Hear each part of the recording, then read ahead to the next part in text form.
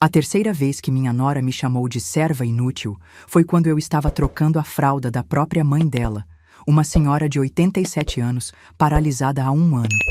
Naquele momento, tirei as luvas, olhei nos olhos dela e disse: "Pronto, agora ela é toda sua."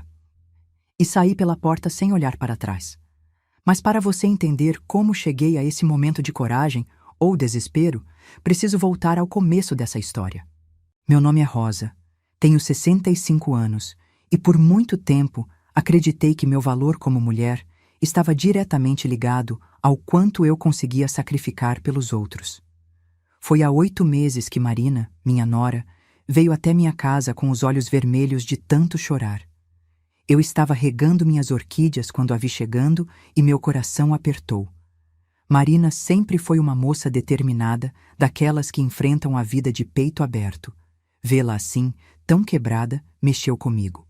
"Dona Rosa", ela começou, e já pela forma como me chamou, formal, respeitosa, eu soube que algo sério estava acontecendo. "A senhora pode me dar uns minutos? Eu preciso muito conversar." Sentamos na varanda, onde o cheiro do café se misturava com o perfume dos jasmins. Marina me contou que a mãe dela, Dona Irene, havia sofrido um AVC devastador. Em questão de horas, uma mulher independente se tornara completamente dependente de cuidados 24 horas por dia. "Ela não consegue mais fazer nada sozinha, Dona Rosa. Nada mesmo. Precisa de ajuda para tudo. Comer, tomar banho, ir ao banheiro." Marina pausou, limpando as lágrimas. "Eu e o Henrique trabalhamos o dia todo. Não tem como um de nós largar o emprego, principalmente com todas essas contas de hospital." Escutei em silêncio, sentindo o peso da situação. Conhecia Dona Irene há quase 15 anos, desde que Henrique e Marina começaram a namorar. Era uma senhora alegre, que sempre me tratou com carinho genuíno. "Os cuidadores particulares custam uma fortuna", Marina continuou. 4, 5 mil reais por mês, fora os finais de semana. "A gente não tem essa condição, especialmente agora que vamos ter que adaptar a casa toda." Foi aí que ela fez o pedido que mudaria minha vida completamente. "Dona Rosa, eu sei que é muito pedir, mas a senhora poderia ajudar a gente? Temporariamente, claro. Só até a gente conseguir se organizar melhor financeiramente ou até a mamãe melhorar um pouco." O coração de mãe e sogra falou mais alto que a razão naquele momento. Olhei para Marina, tão jovem, tão desesperada, e não consegui dizer não. Além do mais, eu estava aposentada há 3 anos, viúva há 4, e meus dias se resumiam a cuidar da casa, ver televisão e esperar as visitas esparsas dos meus 2 filhos. "Não seria permanente?" perguntei, já sabendo qual seria minha resposta. "Claro que não, só até a gente se virar. Talvez uns 2, 3 meses no máximo, e obviamente a gente vai ajudar com tudo. Remédios, fraldas, essas coisas. A senhora seria como uma anjo da guarda para a mamãe." Anjo da guarda. Essas palavras ecoaram no meu peito com uma doçura que eu não sentia há muito tempo. Desde que meu marido morreu, eu me sentia meio invisível, sabe? Como se meu propósito na vida tivesse sido enterrado junto com ele. A ideia de ser útil novamente, de fazer a diferença na vida de alguém, mexeu comigo de um jeito profundo. "Está bem", eu disse, e o alívio no rosto de Marina foi imediato e tocante. "Vou ajudar vocês." Ela se levantou e me deu um abraço apertado. "Muito obrigada, Dona Rosa. A senhora não imagina o que isso significa para a gente. Eu prometo que não vai ser por muito tempo." Como eu era ingênua. Nos primeiros dias tudo parecia perfeito. Marina e Henrique eram gratos, atenciosos. Traziam flores para casa, faziam questão de elogiar meus cuidados com Dona Irene. Eu me sentia valorizada, importante. Acordava às 5 da manhã com disposição, ansiosa para começar o dia. Dona Irene, apesar de toda a limitação física, mantinha a mente lúcida. Conversávamos por horas sobre a vida, sobre os filhos, sobre como o mundo havia mudado. Era uma companhia doce e eu genuinamente gostava de estar com ela. Mas as semanas foram passando e comecei a notar pequenas mudanças no comportamento de Marina. O agradecimento exagerado foi dando lugar a uma naturalidade que, inicialmente, interpretei como conforto. Afinal, éramos família, não é mesmo? Dona Rosa, a senhora esqueceu de dar o remédio da pressão para a mamãe na hora certa. Marina comentou um dia, com um tom que não era exatamente de repreensão, mas também não era de compreensão. Esses horários são importantes. Era verdade.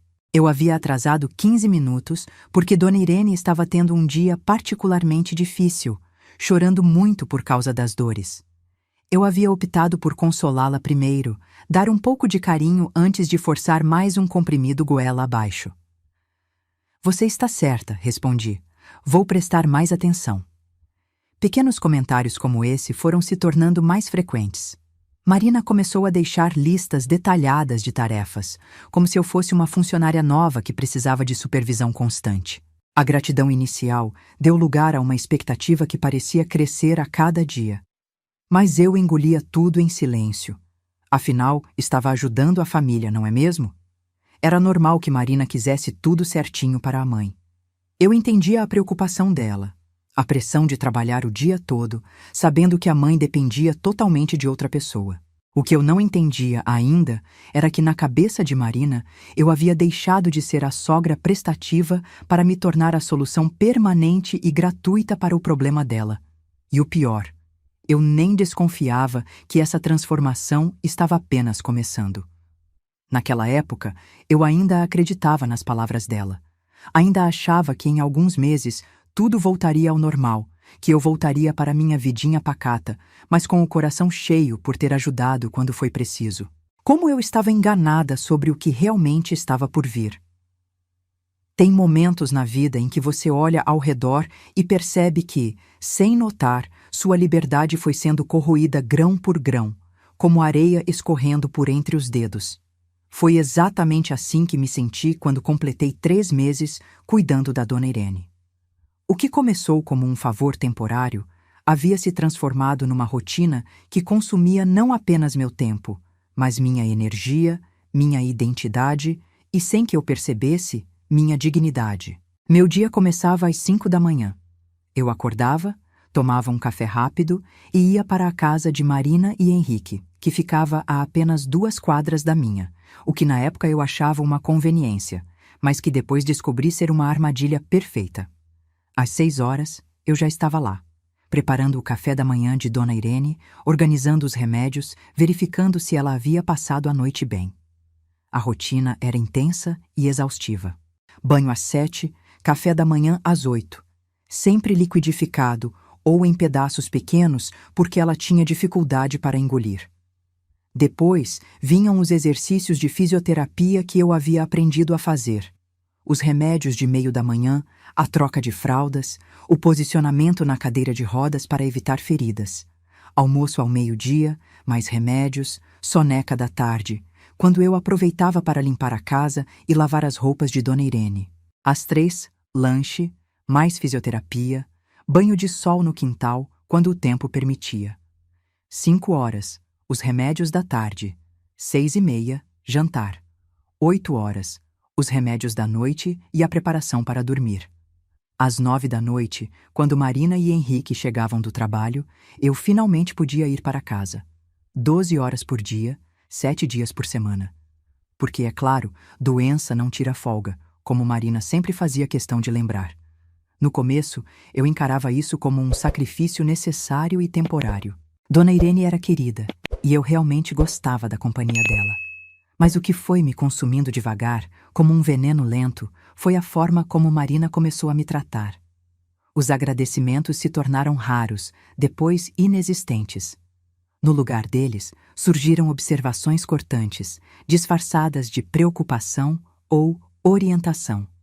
Dona Rosa, a senhora deixou a mamãe muito tempo no sol hoje. Olha como a pele dela ficou avermelhada. Dona Rosa, parece que a senhora esqueceu de trocar a fralda na hora certa. Ela estava desconfortável quando cheguei. Dona Rosa, será que a senhora pode caprichar mais na comida?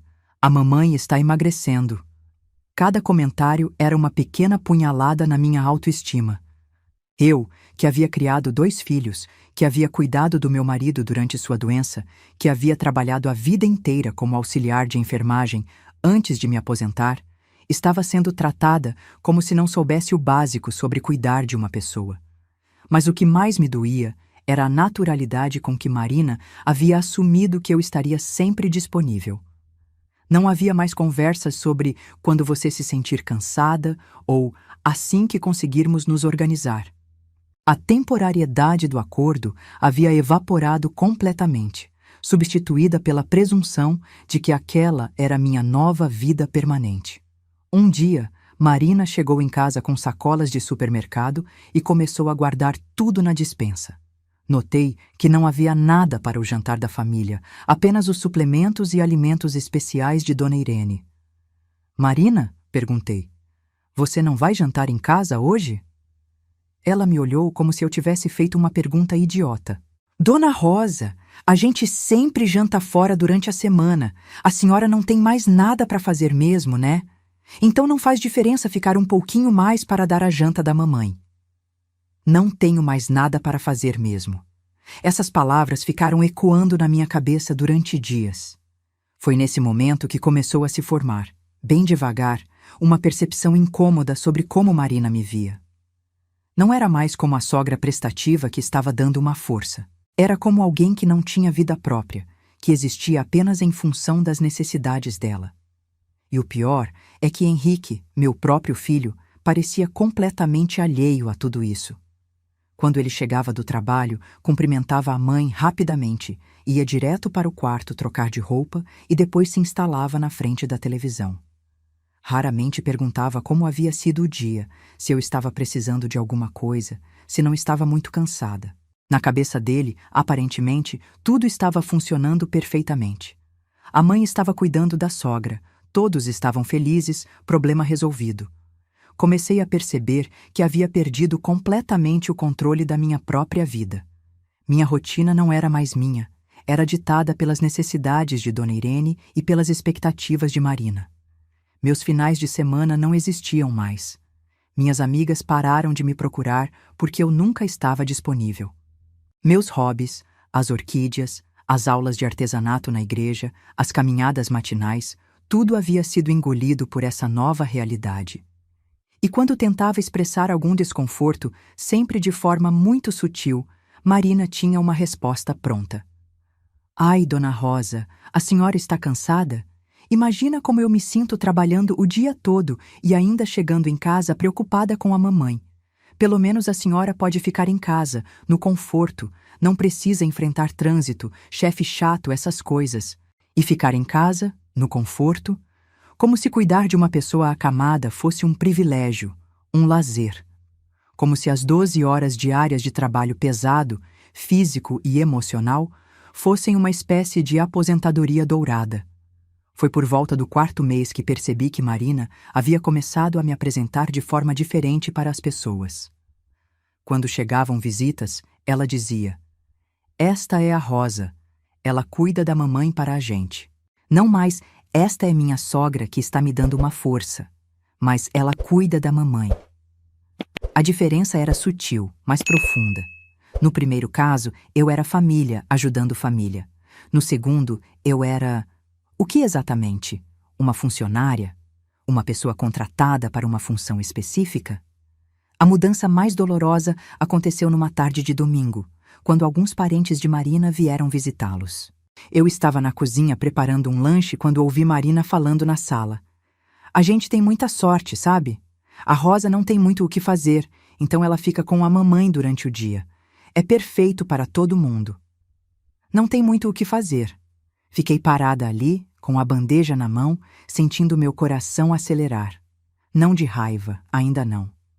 Mas de uma tristeza profunda, de uma percepção clara de que meu valor como pessoa havia sido reduzido à minha disponibilidade para resolver os problemas dela. Naquela noite, quando cheguei em casa, me sentei na varanda onde tudo havia começado e tentei entender como havia chegado naquele ponto. Quando foi que deixei de ser Rosa, a mulher com sonhos, planos e uma vida própria, para me tornar apenas uma extensão da solução de Marina? Mas ainda não tinha coragem de confrontar a situação. Ainda achava que era meu dever como sogra, como pessoa da família. Ainda acreditava que Marina estava apenas estressada, que no fundo me valorizava, que era só uma fase difícil. O que eu não sabia é que o pior ainda estava por vir e que em breve descobriria até onde Marina estava disposta a ir para manter sua vida organizada às minhas custas. Existe um momento na vida de toda mulher em que ela precisa escolher entre manter a paz e manter a dignidade. Durante muito tempo, pensei que essas duas coisas eram compatíveis, que eu poderia ser respeitada simplesmente sendo útil e prestativa. Que engano! A primeira humilhação pública aconteceu numa tarde de domingo, durante um almoço em família. Era aniversário da irmã de Marina e toda a família dela estava reunida na casa. Eu havia passado a manhã inteira cuidando de Dona Irene, dando banho, arrumando ela para a ocasião, preparando tudo para que ela pudesse participar da festa da filha. Quando todos se sentaram à mesa, naturalmente me dirigi para sentar ao lado de Dona Irene, como sempre fazia para ajudá-la durante as refeições. Foi quando Marina, na frente de todos os convidados, fez um comentário que me gelou por dentro. "Ai, Dona Rosa, a mesa está meio apertada para todo mundo. A senhora não se importa de comer depois, né? Assim pode ficar de olho na mamãe direitinho." O silêncio que se seguiu foi constrangedor. Eu senti todos os olhares na minha direção, aguardando minha reação. A irmã de Marina tentou intervir, dizendo que havia espaço para todos, mas Marina foi firme. "Não, não, é melhor assim mesmo. A Rosa está acostumada, é mais prático." Engoli a humilhação e sorri. "Claro, Marina, sem problemas." Passei o almoço inteiro de pé, servindo Dona Irene, ajudando ela a comer, limpando sua boca, enquanto escutava as risadas e conversas da família ao redor da mesa. Me senti como uma empregada. Pior que isso, me senti invisível. Depois do almoço, a irmã de Marina se aproximou de mim na cozinha. "Rosa, você não precisava ter aceitado isso. Tinha lugar na mesa, sim." "Está tudo bem", menti. "É realmente mais prático assim." Mas não estava nada bem. Pela primeira vez, comecei a questionar se Marina realmente me via como família ou se havia me colocado numa categoria completamente diferente. A da pessoa que resolve problemas de graça e sem direito a protestos. A segunda humilhação foi ainda pior, porque envolveu meu próprio trabalho de cuidados. Era uma sexta-feira, e Dona Irene havia passado uma noite particularmente difícil, com dores, gemendo muito, precisando de atenção constante. Eu havia dormido apenas 3 horas no sofá da sala para ficar de olho nela. Quando Marina chegou do trabalho, encontrou Dona Irene chorando baixinho. Era normal. Ela tinha dias assim, quando a frustração de não conseguir se comunicar direito ou fazer as coisas sozinha a deixava muito angustiada. Mas Marina não viu dessa forma. "Que foi que aconteceu aqui hoje, Rosa?" perguntou com um tom acusatório que me fez encolher por dentro. "Por que a mamãe está chorando?" Expliquei sobre a noite difícil, sobre as dores, sobre como havia tentado consolá-la o dia todo. Mas Marina não quis saber de explicações. "Rosa, eu trabalho o dia inteiro confiando que a mamãe está sendo bem cuidada. Quando eu chego e encontro ela assim, fico preocupada se você está realmente conseguindo dar conta." Dar conta. Como se os sentimentos de Dona Irene fossem consequência da minha incompetência. Como se eu fosse responsável por fazer uma pessoa com sequelas de AVC se sentir feliz e realizada 24 horas por dia. A forma como disse paciente em vez de mamãe e a forma como me olhou, como uma supervisora avaliando uma funcionária incompetente, me deixou sem palavras. Naquela noite, Henrique chegou e Marina imediatamente foi falar com ele no quarto. Consegui escutar parte da conversa. "Sua mãe não está dando conta direito. Talvez seja a hora de pensar em outras alternativas." Henrique saiu do quarto e veio conversar comigo. "Mamãe, a Marina está preocupada. Talvez você precise se organizar melhor, criar uma rotina mais profissional." Profissional. Meu próprio filho usando essa palavra comigo, como se eu fosse uma prestadora de serviços mal qualificada. "Henrique, Eu estou fazendo o melhor que posso. Sua sogra teve uma noite difícil. Essas coisas acontecem. Eu sei, mãe, mas você entende a posição da Marina, né? Ela está pagando um monte de coisa para a mãe dela, trabalhando feito louca, e quando chega em casa, quer encontrar tudo sob controle. Pagando um monte de coisa, sob controle. As palavras foram como tapas na minha face. Meu filho estava falando comigo como se eu fosse uma funcionária problema que precisava ser orientada pela patroa. Foi nesse momento que uma semente de revolta começou a brotar no meu peito. Muito pequena ainda, quase imperceptível, mas estava lá. As semanas seguintes foram tensas.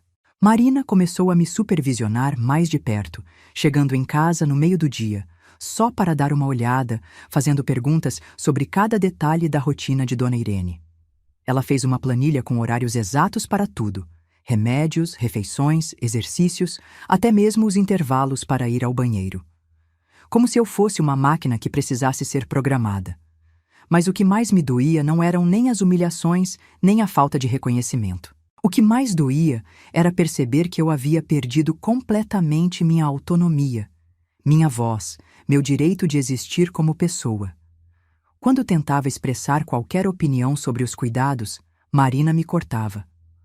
Rosa, eu pesquisei muito sobre isso na internet. É melhor seguir o que está cientificamente comprovado. Quando precisava faltar um dia para ir ao médico, resolver alguma coisa dos meus próprios pais idosos, era como se estivesse causando um transtorno imenso. Ai, Rosa, justo hoje? Você não pode reagendar? Minha vida havia se tornado completamente subordinada às necessidades e conveniências de Marina. E o pior é que isso havia acontecido de forma tão gradual, tão sutil, que eu nem percebi quando deixei de ser uma pessoa para me tornar apenas uma função. Foi numa dessas tardes difíceis, quando Marina chegou reclamando de alguma coisa que eu havia feito errado, que olhei no espelho do banheiro e não reconheci a mulher que estava me encarando. Onde estava a Rosa que tinha opinião própria, que tomava decisões, que existia além das necessidades dos outros?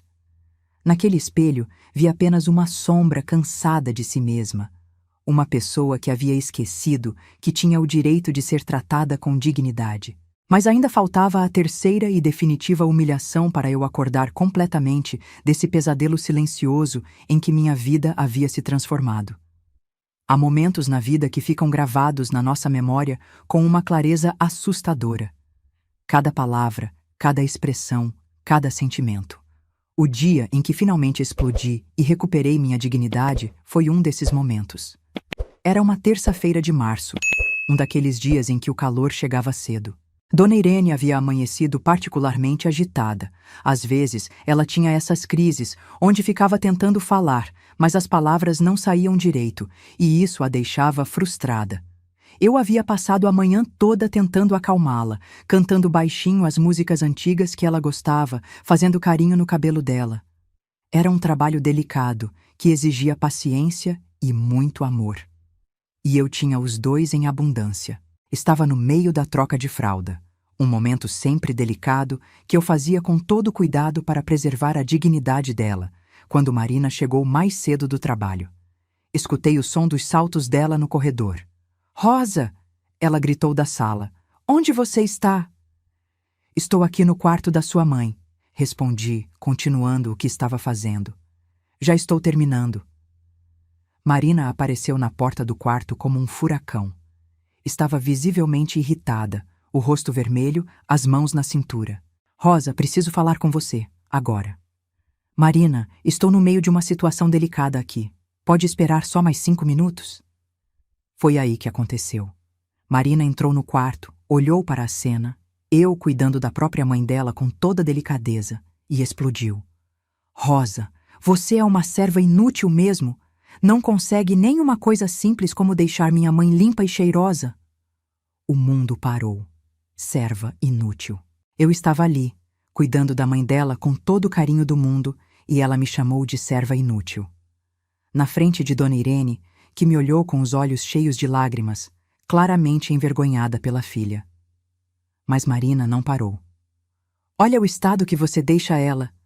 Eu trabalho que nem uma condenada para pagar tudo para ela, E você não consegue nem manter as coisas organizadas. Naquele momento, algo dentro de mim simplesmente quebrou. Não foi raiva, foi clareza.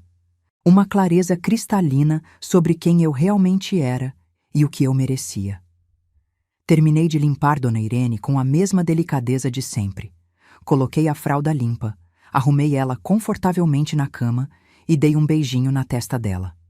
Pronto, Dona Irene. A senhora está limpinha e cheirosa, disse baixinho, só para ela escutar. Então me virei para Marina, tirei as luvas de procedimento com calma e olhei nos olhos dela. Pronto, Marina. Agora sua mãe é toda sua. E saí. Marina ficou gritando atrás de mim. Rosa, volta aqui! Onde você pensa que vai? Mas eu não parei. Peguei minha bolsa, minhas chaves e saí pela porta da frente sem olhar para trás. O caminho até em casa, apenas 2 quadras, foi uma das caminhadas mais libertadoras da minha vida. A cada passo, eu sentia como se estivesse deixando para trás uma versão de mim mesma que eu havia permitido que se tornasse pequena, invisível, sem valor. Quando cheguei em casa, me sentei na varanda onde tudo havia começado 8 meses antes e chorei. Chorei de alívio, de tristeza, de raiva, de libertação. Chorei por todos os dias em que havia engolido desrespeito em silêncio. Meu telefone começou a tocar insistentemente. Marina, Henrique, Marina de novo. Não atendi nenhuma das ligações. À noite, Henrique apareceu na minha porta. Estava visivelmente desesperado. Mãe, que loucura é essa? Você não pode simplesmente sair e deixar a sogra sozinha. Henrique, senta aqui. Vamos conversar direito. Ele se sentou ao meu lado na varanda e pela primeira vez em meses falei sobre tudo o que havia acontecido. Sobre como Marina me tratava, sobre as humilhações, sobre como eu havia me tornado invisível na minha própria vida. Henrique ficou em silêncio por um longo tempo. Mãe, a Marina está desesperada. Ela não sabe o que fazer sozinha com a mãe dela. E o que você acha que eu fiz durante 8 meses? Você acha que foi fácil para mim? Mas, mãe, você não tem mais tantas obrigações mesmo. Eu o interrompi. Henrique, escute bem o que vou falar. Eu tenho 65 anos, não 95. Eu tenho uma vida, tenho direitos, tenho dignidade. Não sou empregada de ninguém, muito menos da sua esposa. Mas, mãe, não temas, filho. Sua esposa me chamou de serva inútil. Serva inútil. Enquanto eu cuidava da mãe dela com todo o amor do mundo. Isso é inaceitável. Henrique ficou sem palavras. Talvez pela primeira vez estivesse realmente vendo a situação pela minha perspectiva. O que vocês vão fazer agora? Vocês vão se virar, vão contratar alguém, vão se organizar, vão aprender a valorizar quem realmente se importa com vocês. Mas comigo, acabou. Naquela noite, dormi melhor do que havia dormido em meses. Pela primeira vez em tanto tempo, não acordei às 5 da manhã pensando na rotina de medicamentos. Acordei quando meu corpo quis acordar. Fiz meu café com calma, reguei minhas orquídeas. Era estranho e libertador ao mesmo tempo. Eu havia me esquecido de como era não ter cada minuto do meu dia planejado em função das necessidades de outra pessoa. Durante os dias seguintes, continuei recebendo ligações. Henrique, Marina, até parentes deles que eu nem sabia que tinham meu número. Todos com o mesmo discurso. Eu estava sendo egoísta, irresponsável, estava abandonando uma pessoa que precisava de mim. Mas uma conversa mudou tudo. Era minha irmã, que morava em outra cidade. Rosa, eu não acredito que você aguentou tudo isso por tanto tempo. Você sempre foi tão forte, tão independente. Como deixou essa menina te tratar assim? Era uma boa pergunta. Como havia deixado? Como uma mulher que havia lutado a vida inteira havia se permitido ser diminuída daquele jeito? A resposta era dolorosa. Eu havia confundido amor familiar com autossacrifício. Havia acreditado que meu valor como sogra estava diretamente ligado ao quanto eu conseguia me anular pelos outros. Havia me perdido entre ajudar e se deixar explorar. Mas também havia descoberto algo importante. Nunca é tarde para recuperar a dignidade. Aos 65 anos, eu havia redescoberto que tinha direito a respeito, a reconhecimento, a uma vida própria. E mais importante, havia redescoberto que tinha coragem para lutar por esses direitos. Nos dias seguintes, Henrique continuou ligando, tentando me convencer a reconsiderar. Mãe, você não pode abandonar a avó assim. Eu não abandonei ninguém. Eu me recusei a continuar sendo humilhada. Mãe, você está sendo egoísta. Henrique, cuidar de si mesmo não é egoísmo, é necessidade. Lentamente, fui percebendo que meu próprio filho havia se acostumado a me ver apenas como a mulher que resolvia os problemas de todo mundo, nunca como uma pessoa com necessidades próprias. E isso também precisava mudar. Durante essa primeira semana de liberdade, redescobri coisas simples que havia esquecido. Como era gostoso acordar sem pressa, tomar café olhando para o quintal, decidir o que fazer baseado na minha vontade. Como era bom poder sair de casa sem ter que avisar ninguém, sem ter que deixar listas de instruções, sem ter que me preocupar se alguém tomaria os remédios na hora certa. Mais importante, redescobri quem era Rosa quando não estava sendo definida pela sua função para os outros. E descobri que gostava muito dessa Rosa. Uma mulher ainda cheia de energia, de sonhos, de vontade de viver. Era o começo de uma nova fase da minha vida. Uma fase em que eu seria a protagonista da minha própria história, não apenas um personagem coadjuvante na vida de outras pessoas. Descobrir a liberdade aos 65 anos foi como redescobrir cores que eu havia esquecido que existiam. Nos primeiros dias após sair da casa de Marina, me senti meio perdida. Afinal, durante 8 meses, minha vida inteira havia girado em torno daquela rotina rígida de cuidados. Mas, aos poucos, uma sensação maravilhosa foi tomando conta de mim. Eu podia fazer o que quisesse, na hora que quisesse. Comecei acordando quando meu corpo pedia, sem despertador. Que luxo simples e esquecido. Tomava meu café olhando para o quintal, planejando o dia de acordo com minhas vontades, não com as necessidades de outra pessoa. Voltei a cuidar das minhas orquídeas, que haviam ficado meio abandonadas. Voltei às caminhadas matinais no parque, reencontrei vizinhas que não via há meses. Mas não era só lazer. Também voltei a cuidar de mim mesma de verdade.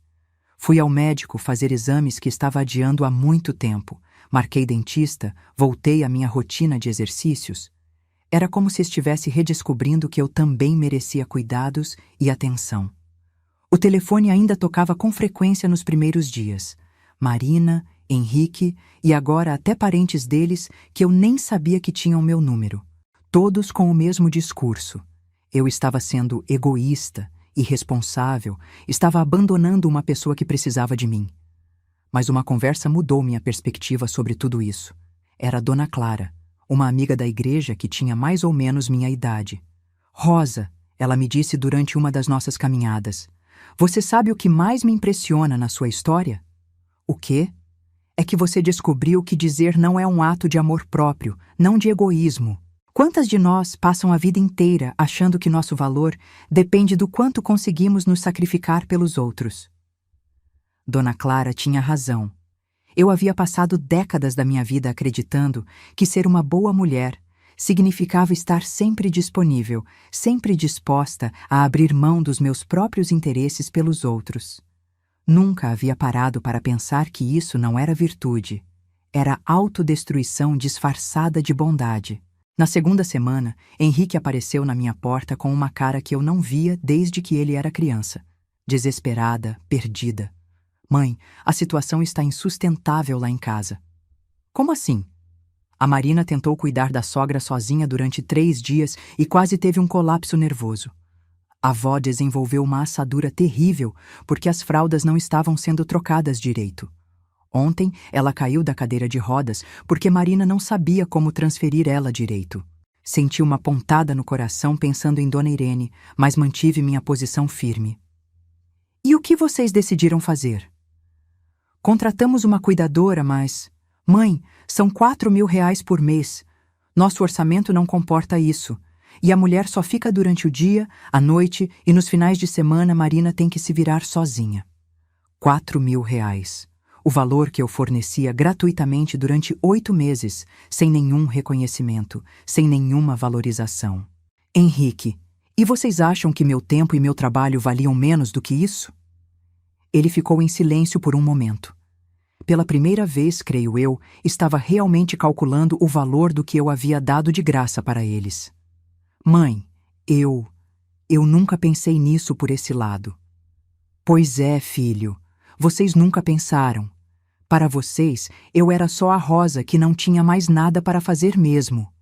Nunca parou para pensar que eu estava abrindo mão da minha própria vida para resolver o problema de vocês. Henrique ficou mais 1 hora comigo. E pela primeira vez em anos, conversamos de verdade. Ele me contou como estava se sentindo culpado, como havia percebido que nunca me valorizou direito, como Marina estava se desesperando com a responsabilidade que havia caído no colo dela. A Marina quer conversar com você, mãe. Ela quer se desculpar de verdade. Henrique, desculpa não apaga 8 meses de humilhação e, principalmente, desculpa motivada por desespero não é desculpa real. Mas, mãe... Filho, me responde uma coisa. Se vocês tivessem condições financeiras de pagar um cuidador desde o início, vocês teriam me pedido para ajudar? Henrique ficou sem resposta, e eu soube que havia acertado na mosca. Eu nunca havia sido a primeira opção por amor ou confiança. Eu era a opção gratuita e disponível. Durante a 3ª semana, comecei a receber ligações de pessoas inesperadas. Parentes de Marina, que eu havia conhecido durante aqueles almoços constrangedores. A irmã dela foi quem mais me surpreendeu. Dona Rosa, eu queria pedir desculpas pelo que aconteceu naquele domingo do meu aniversário. Eu devia ter insistido para a senhora sentar à mesa com todo mundo.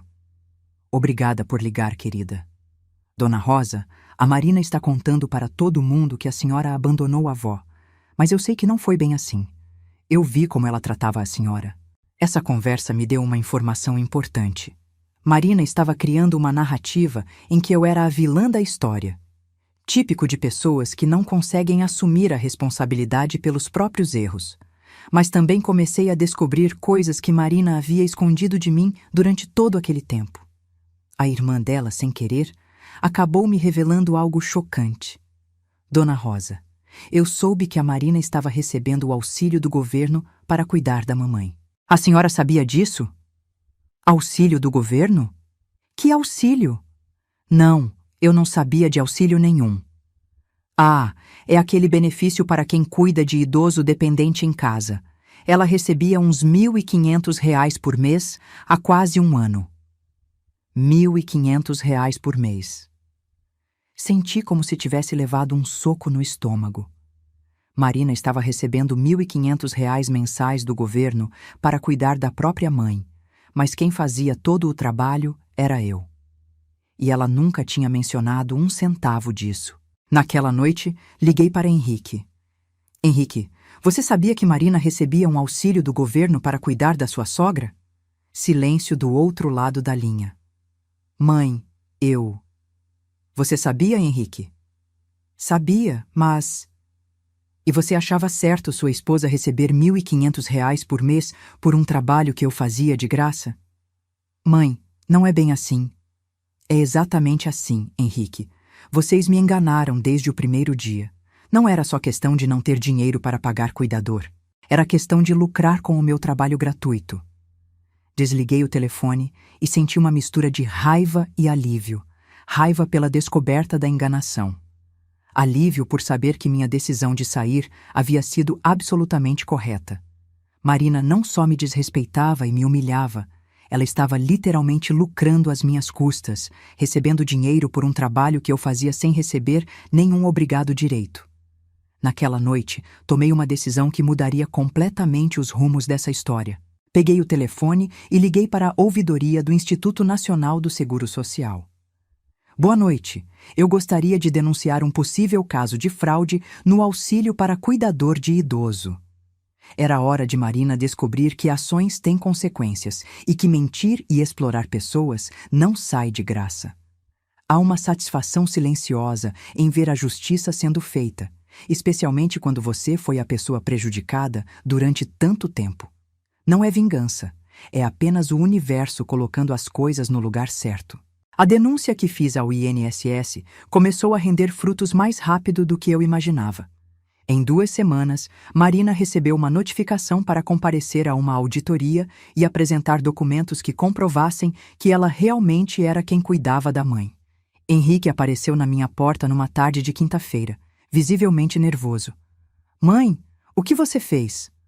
Eu fiz o que era certo, Henrique. Denunciei uma fraude. Que fraude? A Marina tem direito ao auxílio. Tem direito sim, desde que seja ela quem cuide da mãe. Não desde que ela receba o dinheiro enquanto outra pessoa faz todo o trabalho de graça. Henrique se sentou pesadamente no sofá da minha sala. Mãe, se descobrirem que você cuidava da avó no lugar dela, a Marina vai ter que devolver todo o dinheiro que recebeu até agora. E ela deveria mesmo devolver. Isso chama roubo, filho. Mas mãe, são quase 20 mil reais. De onde vocês vão tirar esse dinheiro? 20 mil reais. Era exatamente o valor do meu trabalho durante aqueles 8 meses, segundo o próprio governo. 20 mil reais que Marina havia embolsado enquanto me tratava como empregada gratuita. Henrique, isso não é problema meu, é problema de quem fraudou um sistema criado para ajudar pessoas que realmente precisam. Meu filho ficou mais 1 hora tentando me convencer a retirar a denúncia, mas minha decisão estava tomada. Pela primeira vez na vida, eu estava lutando pelos meus direitos até o fim. 2 dias depois, Marina apareceu na minha porta. Não era mais a mulher arrogante e superior dos últimos meses. Estava visivelmente desesperada, com olheiras profundas, cabelo desalinhado. Dona Rosa, a senhora precisa me ajudar. Marina, eu não preciso te ajudar com nada. Por favor, vamos conversar. Eu sei que cometi erros, mas a senhora não pode me destruir assim. Deixei ela entrar, mais por curiosidade do que por compaixão. Dona Rosa, eu sei que a senhora fez a denúncia no INSS. Eles querem todos os comprovantes de que eu cuidava da mamãe pessoalmente. E você tem esses comprovantes? Marina baixou a cabeça. A senhora sabe que não tenho. A senhora que cuidava dela. Então você tem um problema, Marina. Dona Rosa, se eles descobrirem a verdade, vou ter que devolver tudo e pagar multa ainda por cima. Pode chegar a 30 mil reais no total. 30 mil reais. O preço da mentira e da exploração havia aumentado. Marina, me explica uma coisa. Por que você nunca me contou sobre esse auxílio? Ela ficou em silêncio por um longo tempo. Porque eu sabia que a senhora ia querer uma parte do dinheiro. A honestidade brutal daquela resposta me deixou sem palavras por um momento. Ela admitindo, sem rodeios, que havia me escondido o dinheiro propositalmente. Então você me enganou deliberadamente. Me fez trabalhar de graça enquanto você recebia 1.500 reais por mês pelo meu trabalho. Dona Rosa, não foi bem assim. Foi exatamente assim, Marina. E você ainda me humilhava, me desrespeitava, me chamava de serva inútil, enquanto eu gerava renda para você. Marina começou a chorar, mas não eram lágrimas que despertavam minha compaixão. Eram lágrimas de desespero por estar sendo descoberta. Dona Rosa, me ajuda dessa vez. Eu prometo que vou mudar, que vou te tratar melhor. Marina, você já teve sua chance. 8 meses de chances. E em cada uma delas escolheu me desrespeitar. Mas, Dona Rosa, se eu tiver que pagar essa multa, vamos perder a casa. O Henrique pode até perder o emprego se descobrirem que ele sabia de tudo. Interessante como agora, na hora do aperto, Henrique sabia de tudo. Mas quando era para me defender das humilhações, ele não sabia de nada. Marina, isso são consequências das suas escolhas. Você escolheu me enganar, me explorar, me humilhar. Agora vai ter que lidar com o resultado dessas escolhas. Ela saiu da minha casa naquele dia sabendo que não teria minha ajuda. E pela primeira vez, senti que estava realmente defendendo meu valor como pessoa. Na semana seguinte, a situação se complicou ainda mais para Marina.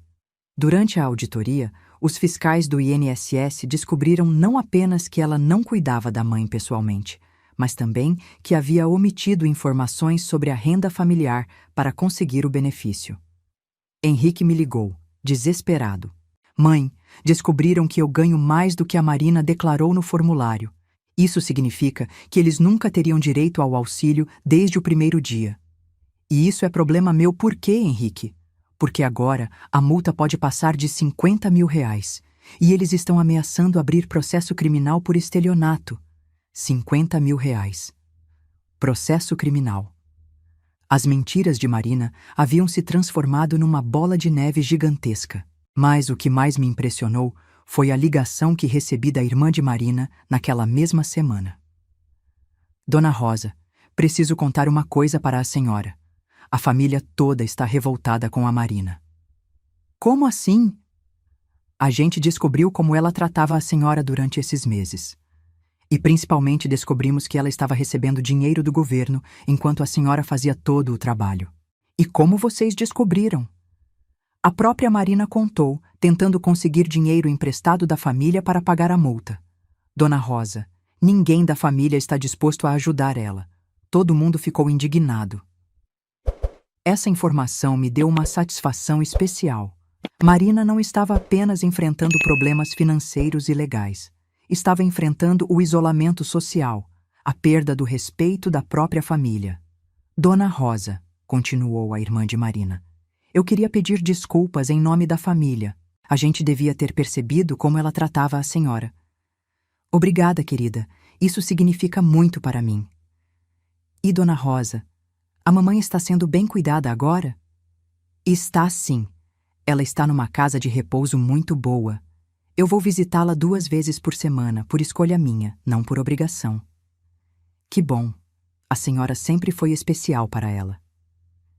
Naquela noite, refleti sobre tudo o que havia acontecido nas últimas semanas. Marina havia perdido o auxílio fraudulento, estava enfrentando multa pesadíssima, possível processo criminal, isolamento familiar e, ainda por cima, tinha que arcar com os custos reais de cuidar da mãe. Eu, por outro lado, havia recuperado minha dignidade, minha liberdade, meu autorrespeito e ainda descoberto que tinha coragem para lutar pelos meus direitos. A justiça estava sendo feita, e eu nem havia precisado movê-la com raiva ou sede de vingança. Apenas com a verdade. Dizem que a vida começa aos 40, mas posso afirmar com certeza que a minha vida real começou aos 65 anos. No dia em que decidi que merecia ser tratada com dignidade. 6 meses se passaram desde que saí da casa de Marina e foram os melhores 6 meses que vivi em décadas. Não apenas pela liberdade reconquistada, mas pela pessoa que redescobri ser quando não estava sendo definida pela minha utilidade para os outros. A primeira grande mudança foi voltar a estudar. Sempre tive vontade de fazer um curso de jardinagem profissional. Aos 65 anos, me matriculei num curso técnico de paisagismo. Os colegas, na maioria jovens, ficaram surpresos no início, mas logo percebi que minha experiência de vida trazia uma perspectiva única. Também voltei a fazer atividades que havia abandonado há anos. Entrei num grupo de caminhada da terceira idade, voltei ao coral da igreja, me inscrevi num clube de leitura. Descobri que tinha muito mais energia do que imaginava. Eu só estava usando toda essa energia cuidando dos outros. Mas a maior surpresa foi descobrir que ainda podia me apaixonar. Conheci o seu Antônio no grupo de caminhada, viúvo há 2 anos, aposentado, pai de 3 filhos que moram longe. Durante um café, contei para ele tudo o que havia passado com Marina. Ele me escutou com atenção e disse algo que ficou gravado no meu coração. Rosa, você foi muito corajosa. Não é fácil recomeçar aos 65. Não é fácil se impor quando passamos a vida inteira colocando os outros na frente. Você me inspira. Antônio e eu começamos a nos encontrar regularmente. Não era paixão adolescente, mas um sentimento maduro, baseado em respeito mútuo, companheirismo, admiração genuína. Quanto a Marina, o karma continuou fazendo seu trabalho implacável. A multa do INSS ficou em R$ 45 mil. Como ela não tinha condições de pagar, entraram num parcelamento que vai durar anos. Henrique teve que pegar um segundo emprego. A situação ficou tão apertada que tiveram que vender o carro e se mudar para uma casa menor. Marina teve que largar o emprego para cuidar da mãe pessoalmente, ironicamente, fazendo de verdade aquilo que fingia fazer quando recebia o auxílio. Henrique me procurou algumas vezes durante esses meses. Mãe, a Marina aprendeu a lição. Ela mudou muito. Henrique, isso não me interessa mais. As consequências das ações dela não são problema meu. Durante 8 meses eu trabalhei 12 horas por dia sem receber nenhum obrigado direito. Durante 8 meses engoli humilhações em silêncio. Onde estava sua preocupação com meu bem-estar naquela época? Lentamente, Henrique foi entendendo que nossa relação também precisava ser reconstruída. Começamos a nos encontrar quinzenalmente para almoçar juntos, só nós dois. Mãe, eu nunca havia parado para pensar no que a senhora queria da vida. Sempre achei que sua realização estava em cuidar da família. Henrique, uma parte da minha realização realmente está na família. Mas não pode ser só isso. Eu também sou uma pessoa individual, com sonhos, vontades, necessidades. Quanto a Dona Irene, a situação se resolveu da melhor forma possível. Como Marina não conseguia mais dar os cuidados adequados, a família decidiu interná-la numa casa de repouso especializada. É um lugar excelente, com profissionais qualificados. Eu visito ela 2 vezes por semana, por escolha própria. Rosa, ela me disse numa das últimas visitas, obrigada por ter cuidado de mim quando eu mais precisava e desculpa pela minha filha. Não se preocupa com isso, Dona Irene. O importante é que agora você está bem cuidada e eu estou bem comigo mesma. No mês passado, encontrei Marina no supermercado. Ela estava com aparência cansada, claramente controlando cada centavo. Quando me viu, ficou visivelmente constrangida. Dona Rosa, eu queria pedir desculpas, de verdade. Sei que tratei a senhora muito mal. Marina, eu aceito suas desculpas. Mas você não errou só comigo. Você enganou o governo, mentiu para sua família, colocou sua própria mãe em risco. Aprendi na marra que mentira tem perna curta. E aprendeu que toda pessoa merece respeito, independentemente da idade? Ela baixou a cabeça. Aprendi, Dona Rosa, do jeito mais difícil possível. Não senti raiva, nem satisfação vendo Marina daquele jeito. Senti apenas indiferença, o que, de certa forma, era ainda mais poderoso. Marina, desejo que você seja feliz, mas nossa história terminou naquele dia em que você me chamou de serva inútil. Não existe volta. Hoje, enquanto escrevo essa história, estou na varanda da minha nova casa. Sim, me mudei há 3 meses para uma casa menor, mais moderna, num bairro que sempre quis morar.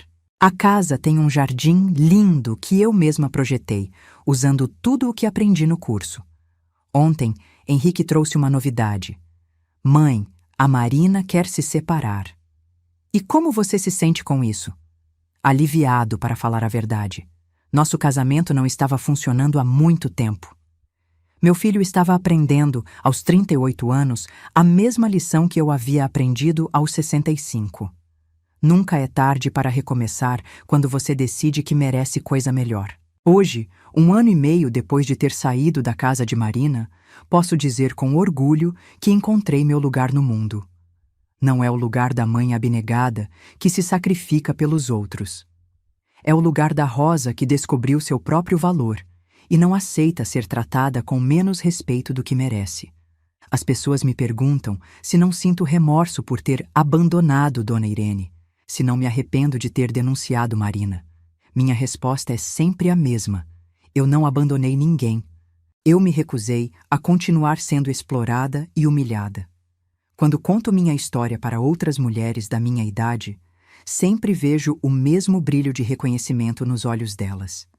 Quantas de nós passamos décadas sendo definidas apenas pela nossa utilidade para os outros? Minha história não é sobre vingança. É sobre dignidade. É sobre descobrir, mesmo na terceira idade, que você tem o direito de dizer não, de impor limites, de exigir respeito. Se você está lendo isso e se reconhecendo na minha história, deixa eu te dar um conselho. Você também merece ser tratada com dignidade. Não tenha medo de decepcionar pessoas que só te valorizam quando você está sendo útil para elas. Tenha medo, sim, de chegar ao final da vida e perceber que você nunca realmente viveu. Tenha medo de ser lembrada apenas como a mulher que se sacrificou pelos outros. Hoje, quando me olho no espelho, vejo uma mulher de 65 anos que está vivendo sua melhor fase. Uma mulher respeitada, valorizada, amada por quem ela é, não pelo que faz. A vida realmente começa quando você decide que merece coisa boa. Para mim, essa descoberta chegou aos 65 anos.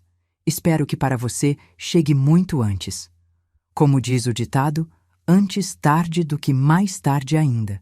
Se essa história tocou seu coração, deixe seu like, se inscreva no canal, comente aqui embaixo de que cidade você é e me responda. No meu lugar, o que você faria? Sua mensagem pode alegrar o dia de alguém.